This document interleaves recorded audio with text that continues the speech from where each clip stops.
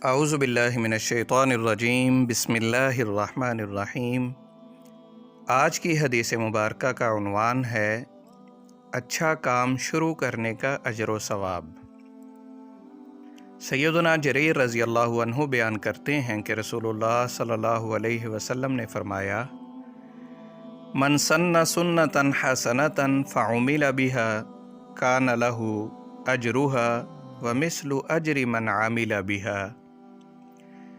جس شخص نے اچھا طریقہ جاری کیا اور اس پر عمل کیا جانے لگا تو اسے اس کا اجر بھی ملے گا، اور جو شخص اس پر عمل کرے گا اس کے اجر کے برابر بھی اجر ملے گا۔ لا ينقص من اجورہم شیئا، ان میں سے کسی کا بھی اجر کم نہیں کیا جائے گا۔ ومن سن سنتا سیئتا فعمل بها، اور جس نے کوئی برا طریقہ جاری کیا اور اس پر عمل کیا جانے لگا، کان علیہ وزرها ووزر من عمل بها، تو اسے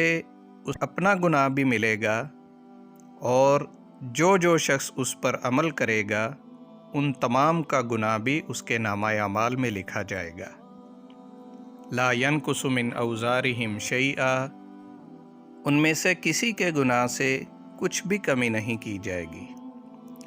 سنن ابن ماجہ 203۔ سنت کا لغوی معنی طریقہ ہے، اور اس روایت میں لفظ سنت اپنے لغوی معنی میں استعمال ہوا ہے۔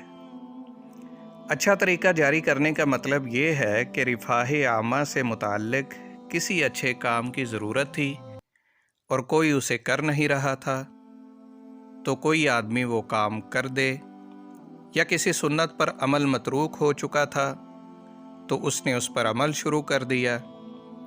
پھر اس کو دیکھ کر دوسرے لوگوں میں بھی شوق پیدا ہوا اور انہوں نے بھی اس پر عمل کرنا شروع کر دیا، تو ایسے شخص کو صرف اپنے ہی حصے کا نہیں بلکہ ان تمام لوگوں کے برابر بھی اجر و ثواب ملے گا جو اس پر عمل کریں گے۔ اور برا طریقہ جاری کرنے کا مطلب یہ ہے کہ پہلے ایک برا کام موجود نہیں تھا،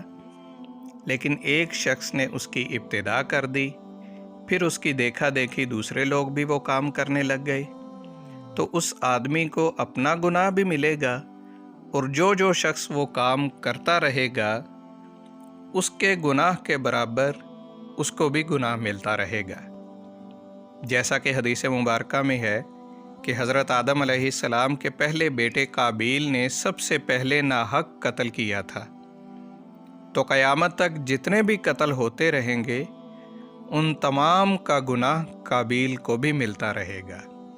یہ روایت صحیح بخاری میں موجود ہے، حدیث نمبر 7321، صحیح مسلم میں بھی موجود ہے، حدیث نمبر 1677۔